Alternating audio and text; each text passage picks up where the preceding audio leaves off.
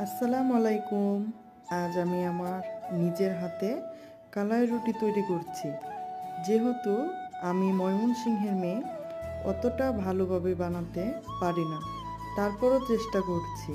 আসলে শীতের দিনে গরম গরম কালাই রুটি খাওয়ার মজাটাই আলাদা। এটা আমার হাজবেন্ডের খুবই পছন্দের একটা খাবার। এই খাবারটা কে কে পছন্দ করেন অবশ্যই কমেন্ট বক্সে কমেন্ট করে জানাবেন।